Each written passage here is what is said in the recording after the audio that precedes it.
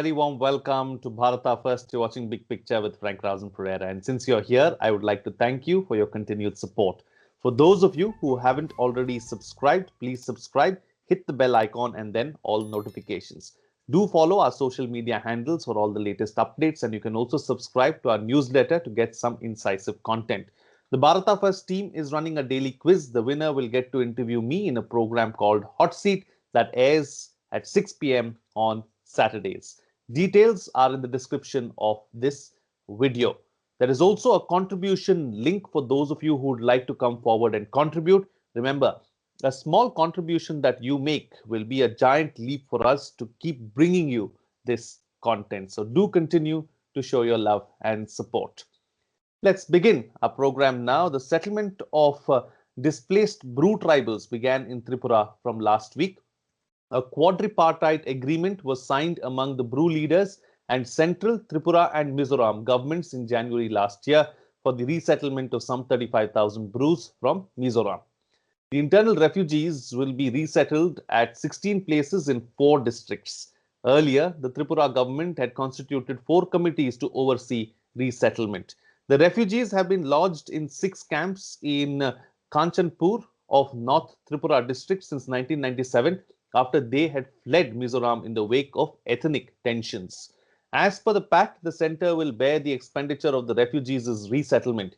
Each refugee family will get a plot of land, a fixed deposit of 4 lakh rupees, free ration and a monthly stipend of 5,000 rupees for 2 years. Also, the families will be provided 1.5 lakh rupees each so that they can build a house. In this edition of Big Picture, we will analyze the issue of resettlement of Brew tribals. Joining me on the program today are Dhruv Katoch, Director, India Foundation, Suhas Chakma, Director, Rights and Risks Analysis Group, and Gautam Sen, former advisor, Government of Nagaland. Thank you to all my guests for joining me on this edition of Big Picture. General, I'd like to begin the program with you first. Let's first try and understand and analyze this issue at large. Right. So, when we talk of the Brews, the majority of of the Brews whom we are talking about, they're also called the Riangs, and they were located in Mizoram, in the Mamits division by and large. Now, ethnic strife took place there. Basically, we may use the word ethnic, but largely it was a religious conflict because for whatever reasons, the Mizos have never accepted people who are non-Christians. It is a majority Christian area, and there has been discrimination against communities who didn't follow the religion. I know that I served 2 years there as a brigade commander, and I had very close interaction with the state.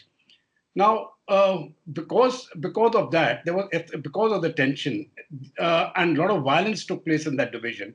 So about 37,000 or 30 to 35,000 of these people, to avoid that violence, then they fled to Tripura. Now, this took place in 1997, and since then they have been refugees. Now, as far as Tripura was concerned, they gave them refuge. And for over the years, over the decades, there have been some attempts to resettle them back in Mizoram. But that was not acceptable to the government of Mizoram, and I've given you the reasons why. Similarly, if you're also looking, when we're looking at Mizoram, we have a very large segment of the Chakma population, and the Chakma population is Buddhist. They too faced a similar discrimination. Now, it is very sad to say that in a secular India this is happening, but because the populations are small, because they are remote, they don't really receive national attention. And so I think these are the 2 communities which by and large have been left out of the national framework. The Brews or the Riangs, who actually became refugees and settled down to a large extent in Tripura, and the Chakmas, of course, who have stayed there. They are very firm in their own beliefs. And I think they have maintained their own identity, which the Mizos, they attempted to destroy. But now getting down to the Brews or the Riangs, whatever we may like to call them.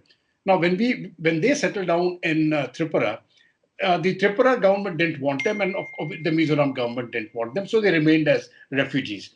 Now, after all these years, finally, the center has got down to some sort of an agreement which says that okay, we will settle 32,000 of these people in Tripura, the people who were living in the refugee camps, and the 5,000 or so who had come back to Mizoram, they will be settled there. Now, each of these people who will be settled, they were promised by the government of India land. They would be given 30 feet by 40 feet. That means a 1,200 square foot plot. They would be given 5,000 rupees a month for 2 years. They would be given rations for 2 years, a 1.5 lakh house building loan, plus the state would be given 6 crores per se to really resettle them. Now, the problem which has arisen now is where are they going to be resettled? Now, obviously, as far as the Brews are concerned, there are families, there are family ties. 32,000 people or 30,000 people is not too large a number. So there are linkages. Now, if you are going to disperse them all across the state, that is not going to be a solution that you put them in penny packets. So they were supposed to be put in North Tripura, in about 5 or 6 locations. Now, North Tripura is objecting to that because they are saying that we are going to be hurt. And two organizations have come up. One is from the Tripura side, from the Hill Council people there, and the other is from the small group of Mizos also who are living there in the Jampui Hills. So both of them have come together to form a joint movement committee who are opposed to this sort of resettlement.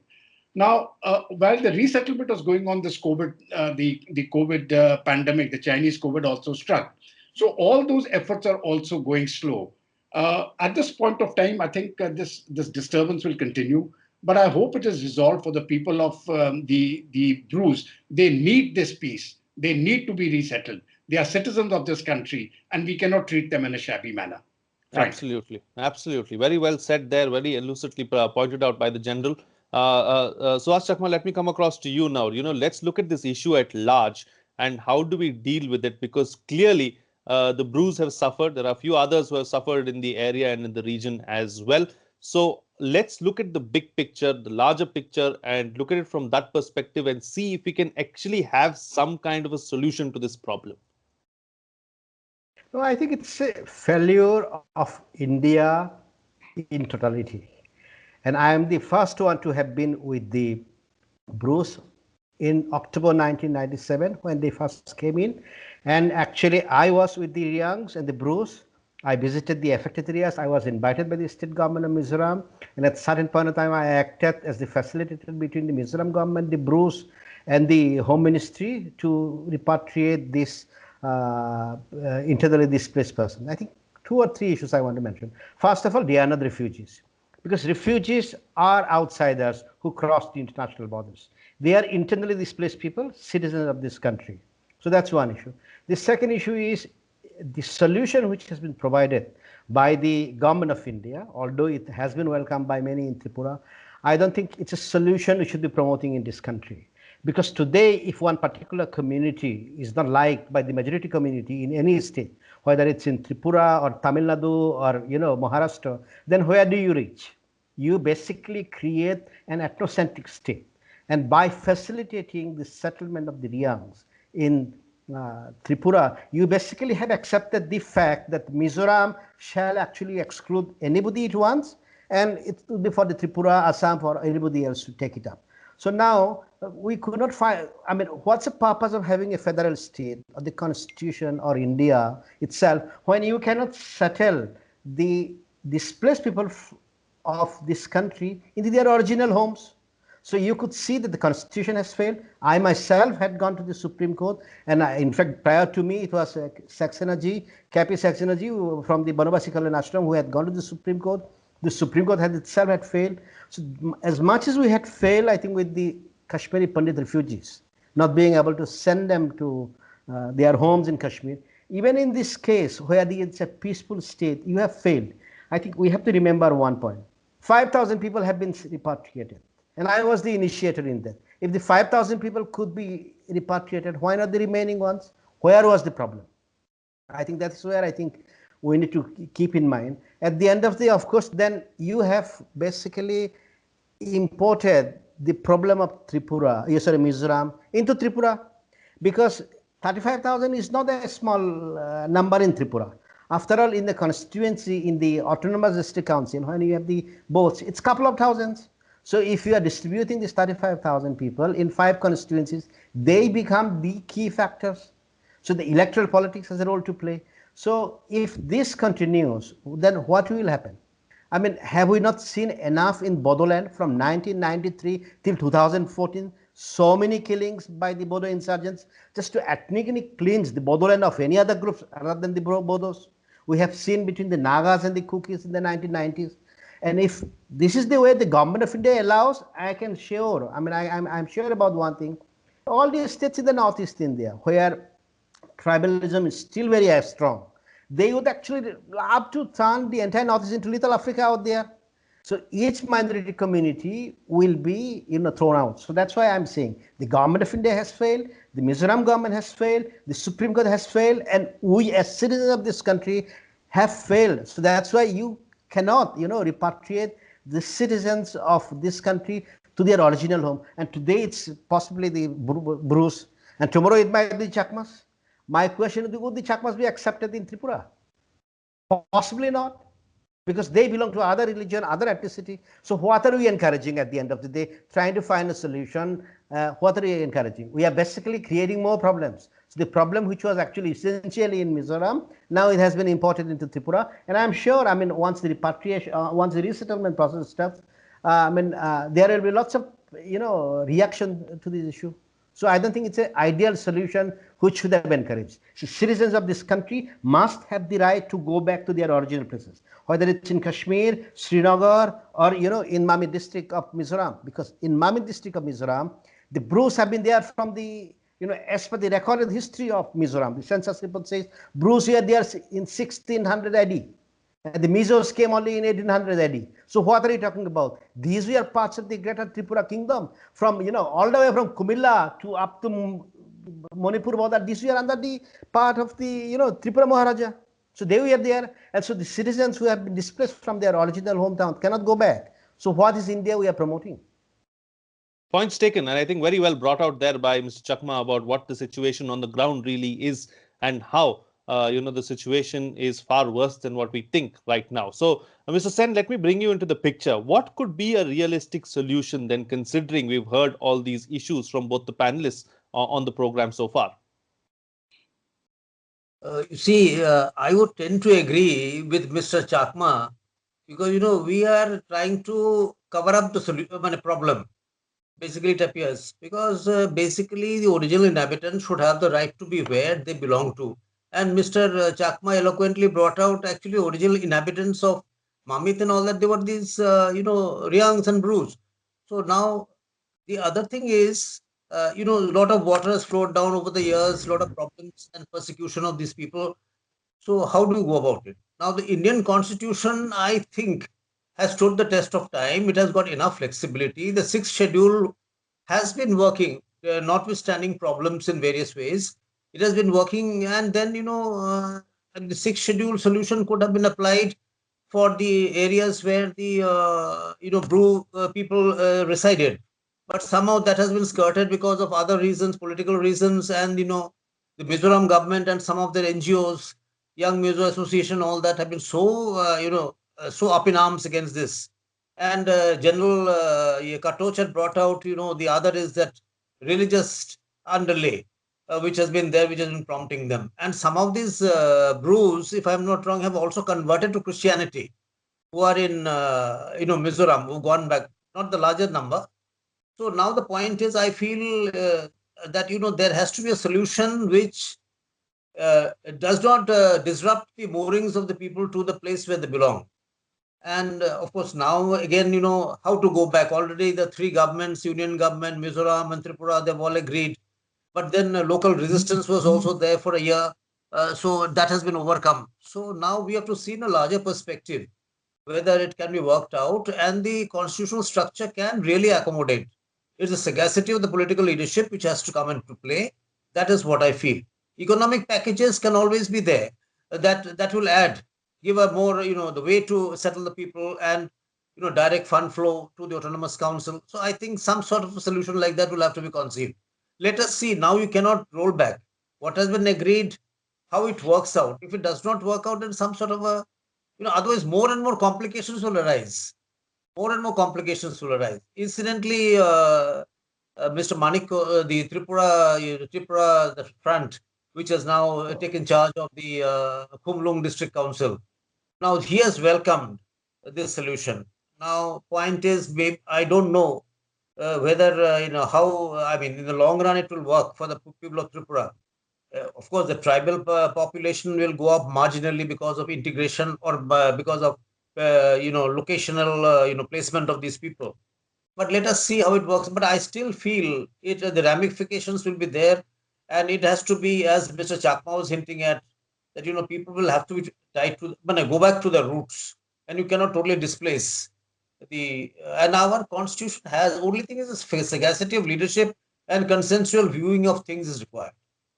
Thank you. Ab- Absolutely, absolutely. So general, it's a very complex situation, isn't it? Because there's always something or the other that's happening, and it's very difficult to appease certain sections because there are so many different sections in the Northeast, and each one of them is trying to better the other. Each one of them is trying to look out for themselves. So more often than not, it is the community which is in the minority that faces the brunt. In such a kind of a situation, what would be the best way out? Very frankly, Frank, I think the solution which was given was inherently flawed.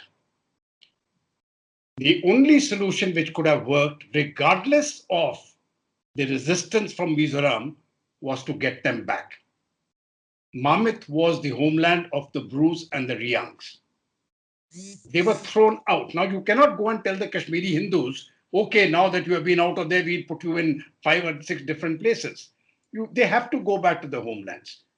But now that you've got an agreement, putting them back into that homeland is going to become a real meddlesome issue. Now, while Mr. Chakma said it is the failure of the Indian Constitution, I would actually say it is the failure of our concept of what we call secularism. We have never been a secular state. A secular state means everybody is equal. Here we have violated that principle to appease one particular religious community, which happens to be in the majority. In Mizoram, because I served there for 2 years, the church is a very powerful instrument. And the chief minister, regardless of whichever party he's from, he listens to it. They have got the youth movements there, the Mizo youth movements, which are very strong and powerful. And now that had to be resisted, but we have not resisted it. And because we don't resist fundamentalist elements within that state, there will be backlashes elsewhere. So the basic concept is the basic flaw has been on what we feel is secularism. Now, secularism does not mean appeasing a particular community because it is a minority in the country, but it is a majority in that state. I have seen the discrimination being carried out on religious grounds physically for 2 years. And it is heartbreaking, but you can do nothing about it. Now, unless we reverse those policies, and they have to be told that, listen, this is not the way to go about it. I really don't know which way we are going. Now, I think the fear of the center is that if they actually take a strong posture, insurgency may rise up again in Mizoram. I mean, this is one of the states which is, where the insurgency problem has been resolved. And today, Mizoram is such a peaceful state that when you do those major functions like the Independence Day and Republic Day and all that, you don't have any policeman carrying weapons. It is such an orderly, disciplined affair. We don't have any problems there. It is a peaceful state. Now, perhaps the government wants to keep it that way. That may be what they call the larger picture. But is the larger picture to the overall national good? I really don't know. In my view, I think the solution would have been, regardless of the cost, they should have gone back to Mammoth. They should have been resettled in their homes, and we should have made those arrangements by force if necessary. We didn't do that.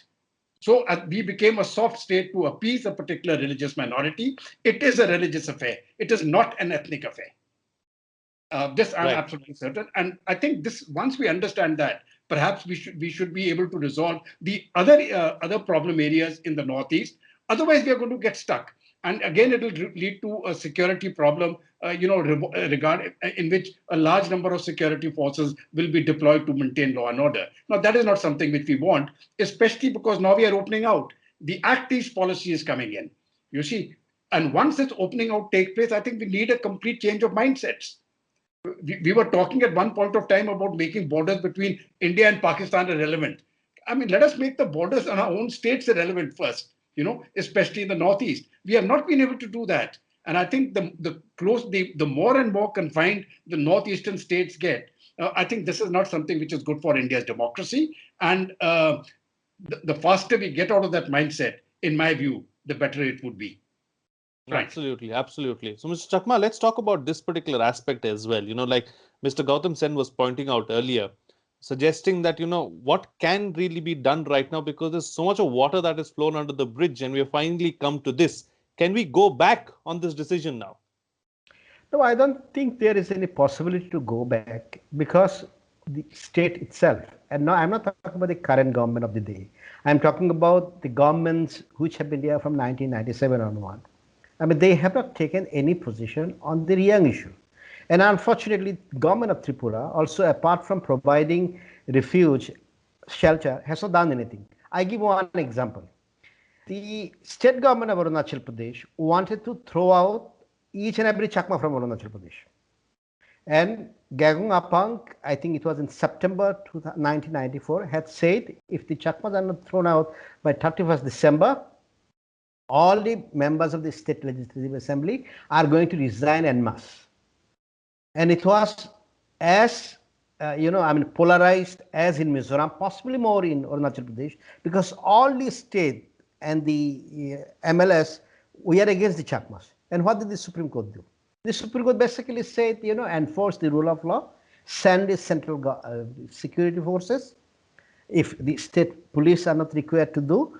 And since once Supreme Court gave the judgment in 1996, Chakmas have been living peacefully.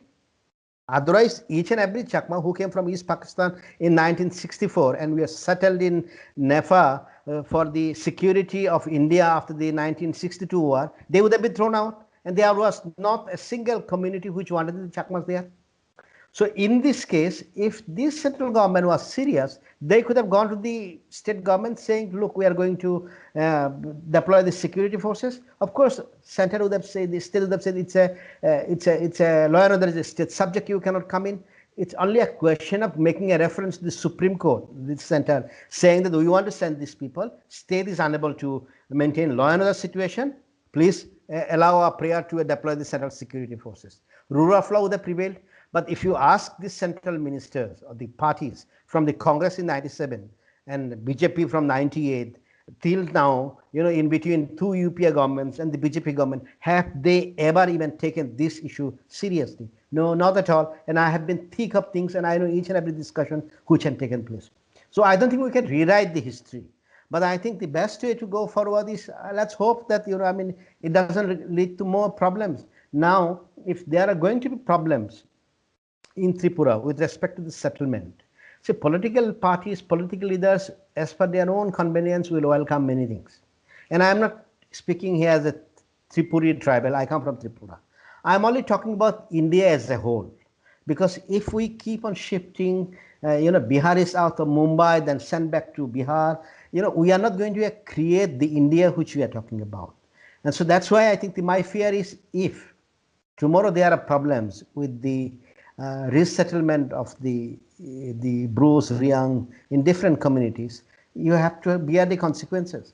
And some of the fears, if you speak dispassionately, are genuine. Because after all, they belong to a particular community. And the Riyangs are one of the largest group in Tripura. So if particular Riyang community comes there, and people might feel that, well, we will be outnumbered and we will lose the boat. So that's where, the opposition to it is political. It has nothing to do with humanitarian or etc. Certain people believe that if these people are settled in this constituency, obviously there is going to be change in the composition of the electorate. And you cannot deny that the entire package is based on that, is absolutely based on that. If the fund which has been sanctioned, gets matured in a particular time period prior to the election in Tripura, obviously these people will be voting for you. So that you cannot ignore. I think so. When each and every issue, with respect to the citizens of this country, we take decision based on our ethnic preferences, based on our electoral preferences, we are only going to create problems. So please remember, insurgency problems in the Northeast, including in Bodoland. Bhedmaroachi had written. It was started by Mrs. Gandhi. They funded the SSB had trained all the Bodo insurgents. So all the problem in the 80s we are created or funded by the government of India, including the Tripura insurgents. So, I mean, what are we going to do? If we continue that policy, if we do not make a policy change, I think we are going to suffer from it in a different way, not necessarily in an insurgency-related way, but there is going to be unrest. So, if the Brus cannot be settled because of the opposition prior to the next election in 2023, given the COVID situation, etc., I believe that then they may never be resettled. Then what solution have we given to them? So I hope that people are accepted, settled. I mean, that's what I'm looking forward to.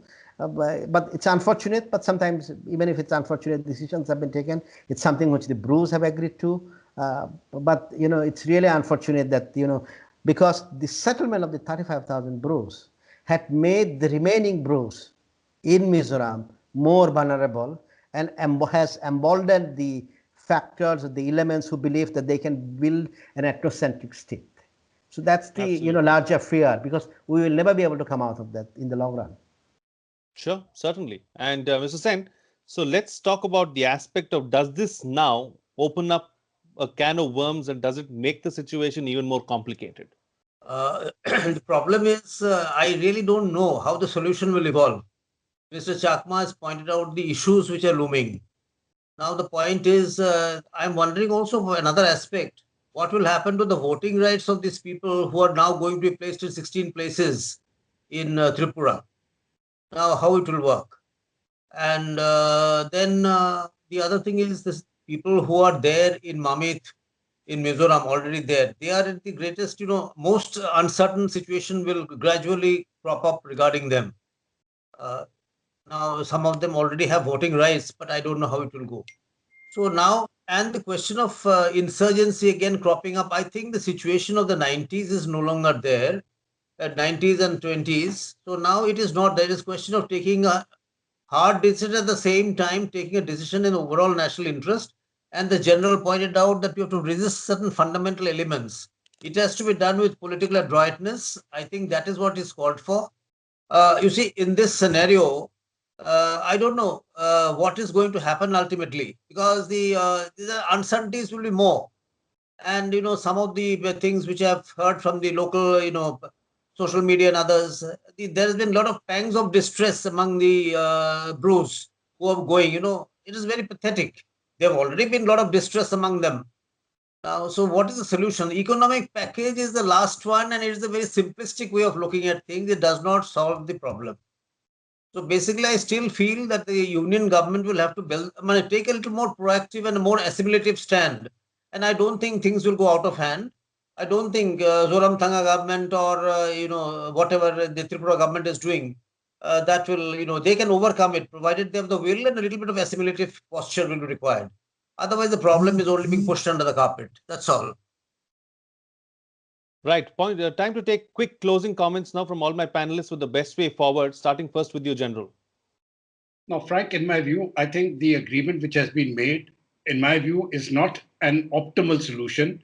But despite that, I think we have to go with it, and let's go with it now. But there should be a caveat, no more. Let us stop this business of states trying to create ethnic communities. It is not acceptable anymore. So if what has happened, this is a small group, 30, 35,000 people. It's not too much. Let us accept it now. But it should not go beyond this. And the Northeast is a very vital and a very, very strong part as far as India is concerned. And it is a very vibrant part of India. And we can really make that entire place into the happiest place as far as the whole country is concerned. So let us get our policies right. Let all the policies be inclusive, and let no state government ever resort to this sort of treatment of the Brews, which the Mizoram government did. Right, Mr. Chakma? No, I think the government has already created the constitutional framework where Assam and Tripura will become the dumping ground. When you do not apply Citizenship Amendment Act in the states which have inner line permit, which will include Arunachal Pradesh, Manipur, Nagaland, and Mizoram, and when you have thousands of Chakmas and thousands of Hindus and etc., who will not be able to prove their documents and will not be able to claim their citizenship, or they will be accused as foreigners. Where do they go? They come to basically Tripura, which would be the non-scheduled, six scheduled areas, and Assam. So I believe that however way you resolve this issue, I hope it is resolved. But please remember, the moment the CA starts implementation, you are going to see more influx of people in these two states. All right, and Mr. Sen, close the show for us with your concluding remarks. I would agree to General Katoch, first of all, that there has to be a datum line by which the creating more ethnic communities, ethnic divisions, or that has to be resolved. Unless that is resolved. The second point is that the present scenario, I mean, very difficult to go back, but still, something will have to be done to see that, the present framework, within that framework, we subsume all the national, sub-national aspirations and try to work it out. That will have to, it is a very, very difficult task. Economic packages will go hand in hand, but point is the political aspect will have to be tackled in a more assiduous manner and more assimilative manner, if I may. Thank you. All right. On that note, then I'll call it a wrap on this edition of Big Picture. Thank you to all my guests for joining me on the program and putting things into perspective for us. What's coming out of this discussion is that the quadripartite agreement is not the best solution to the problem. There is a chance that it will only complicate things further. However, now that we have gone ahead with the pact after due consultation with all the parties, we must try and make it work. This, though, cannot repeat itself, and we have to be very careful while dealing with other similar issues in the future, as this is not the best solution. Once again, thank you for your continued support, and for those of you who haven't already subscribed, please subscribe, hit the bell icon, and then all notifications. Do follow our social media handles for all the latest updates, and you can also subscribe to our weekly newsletter to get some incisive content. The Bharata First team is running a daily quiz. The winner will get to interview me in a program called Hot Seat, which airs at 6 p.m. on Saturdays. The details are all in the description of this video. There is also a contribution link for those of you who would like to come forward and contribute. Remember, a small step that you take is a giant leap for us to keep bringing you this content. That's it from me. See you again next time.